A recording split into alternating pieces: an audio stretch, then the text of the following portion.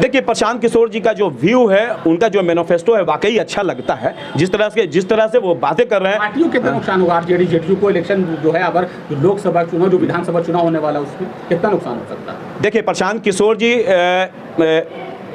Entire Hindustan में रणनीतिकार के रूप में काफ़ी कामयाब रहे हैं। कितनी सरकारें बनाई हैं? ये बातें मैं सुन लीजिए। आप वो भारतीय जनता पार्टी के साथ 2014 में नरेंद्र मोदी के साथ काम उन्होंने किया, ममता बनर्जी जी के साथ काम किया, नीतीश कुमार जी के साथ वो लगातार रहे। तो कहीं ना कहीं उनको इंटायर हिंदुस्तान की राजनीति में पकड़ है। इधर लगातार प्रशांत किशोर जी बिहार का दौरा कर रहे हैं और जिस तरह से अपना कैंपेनिंग कर रहे हैं, ये अच्छी बात है कि वो लोगों से मिल रहे हैं और आवाम से डायरेक्ट संपर्क में वो हैं। और जिस तरह का उन्होंने बिहार में बातें रखी है, अपना मैनिफेस्टो रखा है, जिस तरह से वो। एक और अहम सवाल, जन स्वराज पार्टी प्रशांत किशोर कहीं न कहीं बिहार की राजनीति में तमाम पार्टियों की नींद हराम कर चुकी है। कहीं न कहीं वो राजद हो, जेडीयू हो या बीजेपी हो, लेकिन बीजेपी को देखा जा रहा है कहीं न कहीं वो बची हुई है। लोग कहते हैं कि प्रशांत किशोर उसका ही फेवर में काम कर रही है, लेकिन जेडीयू आरजेडी के लिए कितना नुकसान साबित होगा? प्रशांत किशोर जिस तरीक़ा से एक बड़ा ही बिहार में जो चुनाव प्रक्रिया के लिए जो विधानसभा की तैयारी कर रहे हैं, एक हवा बन चुका है कि मुसलमान उनके तरफ जा रहे हैं, वो भी मुसलमान वोट बैंक बनाना चाह रहे हैं प्रशांत किशोर। तमाम लोग मुसलमान को ही बैंक वोट क्यों समझते हैं? देखिए, सबसे बड़ी बात यह है कि इधर लगातार प्रशांत किशोर जी बिहार का दौरा कर रहे हैं और जिस तरह से अपना कैंपेनिंग कर रहे हैं, ये अच्छी बात है कि वो लोगों से मिल रहे हैं और आवाम से डायरेक्ट संपर्क में वो हैं। और जिस तरह का उन्होंने बिहार में बातें रखी है, अपना मैनिफेस्टो रखा है, जिस तरह से वो प्लान को रोकने का प्लान उन्होंने किया है कि बिहार से जो लोग बाहर जाके प्लान करते हैं, हरियाणा से लोग बिहार में क्यों नहीं आते हैं, बिहार से हरियाणा में लोग क्यों जाते हैं, इस पे वो काम कर रहे हैं। और वो कहते हैं कि इंटायर समाज को, चाहे वो हिंदू, मुसलमान, सिख, ईसाई कोई भी हो, उसको सबसे पहले एजुकेशन पे ध्यान देना चाहिए और तमाम जो बिहार सरकार है उसको पहले एजुकेशन पे काम करना चाहिए। कहीं वो युवाओं पर ज़्यादा फोकस कर रहे हैं, रोजगार हो, शिक्षा हो, उसको लेकर वो ज़्यादा काम कर रहे हैं। ऑब्वियसली मैं यही बात बताने आ रहा हूं कि जिस तरह से प्रशांत किशोर युवाओं के लिए बात कर रहे हैं, जिस तरह से वो कहते हैं कि आप इल्म हासिल करने के लिए आप उन्होंने लगातार एग्जाम्पल देते हैं कि इल्म हासिल करने के लिए आपको चाइना भी जाना है तो जाइए। और अगर डेवलपमेंट होगा, बिहार का डेवलपमेंट होगा, अगर वहाँ के युवा पढ़े लिखे होंगे तो रोड बाद में भी बन सकता है, नालियाँ बाद में भी बन सकती है, लेकिन एजुकेशन अगर होगा, वो कामयाब हो गए, उनको रोजगार मिलेगा, यहाँ फैक्ट्रियाँ खुलेंगी तो लोगों का प्लान नहीं होगा। इससे राजनीतिक पार्टियों को कितना नुकसान होने वाला है? प्रशांत किशोर से स्वराज पार्टी जिस तरीके से बिहार में अपना गढ़ मजबूत कर रही है। देखिए, प्रशांत किशोर जी का जो व्यू है, उनका जो मैनिफेस्टो है, वाकई अच्छा लगता है। जिस तरह से वो बातें कर रहे हैं। पार्टियों को कितना नुकसान होगा? आरजेडी जेडीयू को इलेक्शन जो है, अगर लोकसभा चुनाव, जो विधानसभा चुनाव होने वाला है, उसमें कितना नुकसान हो सकता है? देखिए, प्रशांत किशोर जी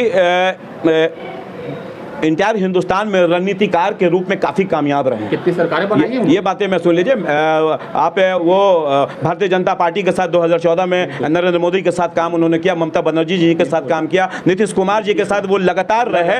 तो कहीं ना कहीं उनको इंटायर हिंदुस्तान की राजनीति में पकड़ है और रणनीति में तो वो काफ़ी कामयाब रहे हैं। लेकिन राजनीतिक में जिस तरह से वो आगे बढ़ने की कोशिश कर रहे हैं, वाकई वो इस तरह का काम कर पाएंगे कि नहीं कर पाएंगे, ये बिहार की राजनीति में देखना है। वाकई अगर इसमें वो खड़े उतरते हैं तो कहीं ना कहीं सारे पार्टियों को धक्का लगने वाला है। अभी 2-3 कार्यक्रम के बापू सभागारों की काफ़ी उनकी जो भीड़ देखने को जो मिली है, तमाम पार्टियों की नींद हराम हो चुकी है और कहीं ना कहीं इसका असर आरजेडी में भी देखा जा रहा है। देखिए, हेना साहब बहुत दिन से नज़रअंदाज कर रही थी आरजेडी पार्टी, शहाबुद्दीन का लेके तमाम तरीके से बातें उठ रही थी कि शहाबुद्दीन को नज़रअंदाज कर रही है आरजेडी, कहीं ना कहीं खामियाजा भुगतना पड़ेगा। लेकिन अभी कुछ दिन पहले, 2-4 दिन पहले ही तेजस्वी प्रसाद यादव को लेकर लालू प्रसाद यादव खुद हेना साहब से मिलने गए। इसका कितना असर पड़ने वाला है? ये कहीं ना कहीं प्रशांत किशोर की वजह से इस तरह का कहीं ना डर महसूस हो रहा है। देखिए, हकीकत तो है कि प्रशांत किशोर काफ़ी एडुकेटेड आदमी हैं और काफ़ी इंटेलेक्चुअल आदमी हैं, पॉलिटिकल और रणनीति और राजनीति दोनों में। तो जिस तरह से वो बिहार की ओर कदम बढ़ा रहे हैं, उससे हर पार्टी घबराई हुई है, नो डाउट। इसको एक्सेप्ट करना पड़ेगा सारी पार्टियों को, इसलिए कि बाकी पार्टियों को भी पता है कि जिस तरह की ये बंदा रणनीति करता है उसमें कहीं ना कहीं कामयाब होगा। तो आपका कहना कि इस बार बड़ा घातक साबित हो सकता है। ऑब्वियसली जिस तरह से वो कास्ट की बात नहीं उठा रहे हैं, वो सारे कास्ट को खत्म किए हुए हैं। और जहां तक उनकी पार्टी जो 2 अक्टूबर को लॉन्च होने वाली है, उसमें कोई भी विंग नहीं रहेगा, जहां तक मेरा अपना नॉलेज है उसमें सारी आवाम एक रूप में बैठेगी। और उन्होंने ये कहा कि जिसकी जितनी जनसंख्या मेरे ऑफिस डिपार्टमेंट के अंदर से लेके और MP MLA इलेक्शन तक उसको अधिकार मिलेगा बराबर का, जिसकी जितनी आबादी है। तो ये बड़ी बात है, उन्होंने जात को बिल्कुल फिनिश कर दिया है, क्या मुसलमान, क्या हिंदू, क्या दलित, क्या बैकवर्ड, क्या फॉरवर्ड, बस जिसका जितनी आबादी है उस हिसाब से उसको हक उसका मिलेगा। अगर वाकई इस पे वो बिहार में काम करते हैं तो वाकई जात पात मिटेगा, और जात पात मिटना भी चाहिए। एजुकेशन पे काम होना चाहिए, रोजगार पे काम होना चाहिए, बिहार के अंदर फैक्ट्रियां खुलनी चाहिए, बिहार से प्लान रुकना चाहिए। लोग कहते हैं नीतीश कुमार भी तो बहुत काम किया है, नीतीश कुमार ने लगातार सड़कें का जाल बिछा दिया है, रोजगार दिया, बहुत तरह के जो गरीबों तक है हर चीज़ में हिस्सेदारी दी है तमाम लोगों को, वो कोई भी धर्म या जात का हो, नीतीश कुमार भी वही काम किया। लेकिन कहीं ना कहीं प्रशांत किशोर का जो आना नीतीश कुमार के लिए कितना घातक होगा?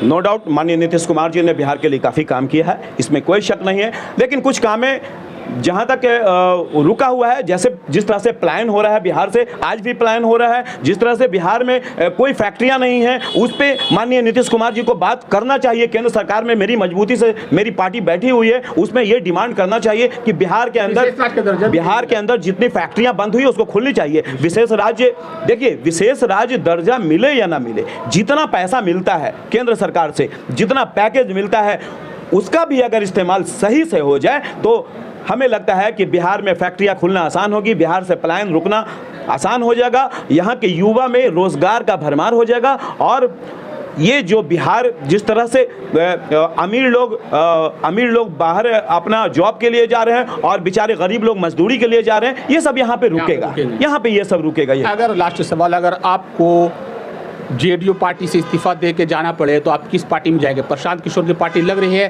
कि इस बार जो आपकी विधानसभा में आपके लिए बेहतर साबित होगा? देखिए इसमें अभी हम लोग तो माननीय नीतीश कुमार से हम लोग का कोई विरोध नहीं है, आवाम भी खुश है जनता दल यूनाइटेड से। हाँ, कहीं ना कहीं इस मामले में जनता दल यूनाइटेड, हमारे माननीय मुख्यमंत्री जिस तरह से भारतीय जनता पार्टी में चले गए, फिर भी एक उम्मीद मुसलमानों को रहती थी कि भारतीय जनता पार्टी है तो क्या नीतीश कुमार हैं, की वजह से कुछ ना कुछ नुकसान होने वाला है। नीतीश जी वक्फ बोर्ड में जो आपने वो समर्थन दिया, JDU ने समर्थन दिया, उसके वजह से कुछ ना कुछ नुकसान होगा, मुसलमान वहाँ से निकलेंगे। ऑब्वियसली ये गलत मैसेज जा रहा है। ये अगर माननीय नीतीश कुमार जी अगर इस पे कंट्रोल नहीं करते हैं, अगर इसको रोकते नहीं हैं, तो कहीं ना कहीं एक बड़ा मैसेज मुसलमानों के बीच में जाएगा और आने वाले 2025 के इलेक्शन में इसका हमें खामियाजा भुगतना पड़ेगा। अगर आपको जाना पड़े तो क्या प्रशांत किशोर की पार्टी में जाना पसंद करेंगे कि और किसी में? इसलिए कि प्रशांत किशोर एक नया उरूज लेके उतर गए बिहार में। देखिए सवाल ये कि अभी हम लोग माननीय नीतीश कुमार जी के साथ हैं, हम लोग जनता दल यूनाइटेड में हैं। अभी हम लोगों को यहाँ पे जनता दल यूनाइटेड में हम लोग काफ़ी खुश हैं, ऐसा नहीं है कि ये माननीय नीतीश कुमार से किसी भी तरह का हम लोग को कोई परेशानी है। हाँ, अगर माननीय नीतीश कुमार जी अगर वाकई अगर भारतीय जनता पार्टी के राह पे अगर चलने लगे तो ऑब्वियसली मुसलमान यहाँ से भटकेगा। उन्हीं के राह पे तो चल रहे हर चीज़ में। देखिए जो वो बोलते हैं, हम तो बताया पहले भी, जितना भी बिल पास होता है हर समर्थन JDU करती है। देखिए ठीक है, समर्थन वो करते हैं, बहुत जगह पे भारतीय जनता पार्टी का उन्होंने समर्थन किया है, लेकिन भारतीय जनता पार्टी के खिलाफ भी वो कई बार गए हैं, ऐसा नहीं है। और पूरी उम्मीद हम लोग को है कि माननीय नीतीश कुमार अपनी आवाम के लिए सोचेंगे, और ये कि उनका एक अंग है मुसलमान, और मजबूती से उनका दामन इस बार बिहार में वो पकड़ा हुआ है, इसको वो खोना नहीं चाहेंगे। मेरे साथ मौजूद थे JDU के प्रवक्ता भी हैं, उपाध्यक्ष हैं जनाब शहजाद साहब। देखिए बड़ा ही बेबाकी से उन्होंने बात कहा है, लेकिन नीतीश कुमार को उन्होंने कहीं ना कहीं संकेत भी दे दिया है कि उनके से मुसलमान कुछ खफा भी हैं। उनकी पार्टी ज़रूर है, लेकिन बड़ा ही सच बात उन्होंने कहा है कि वक्फ बोर्ड का जो फैसला आया है, JDU जो शामिल हुई है, उनसे कहीं ना कहीं मुसलमान में कुछ ना कुछ खफा है, ज़रूर है। लेकिन एक बात और, इशारा इनका ये भी है, प्रशांत किशोर एक बड़ा ही उनका छवि उतर के जो आ रही है, बिहार में जो हलचल मचा दिया तमाम पार्टियों की नज़र में, उनका कहना है, उन सबने बेबाकी से पूछा कि प्रशांत किशोर की पार्टी में जाना पसंद करेंगे, लेकिन कहीं ना कहीं वो JDU को छोड़ना भी नहीं चाहते। नीतीश कुमार पर इनका पूरा भरोसा है, पूरा यकीन है, लेकिन नीतीश कुमार कितना इस बार फैसला जो लिए वक्फ बोर्ड का, आगे क्या निर्णय लेते हैं, ये बड़ा देखने वाली बात होगा। इस वक्त बस यही तक, धन्यवाद।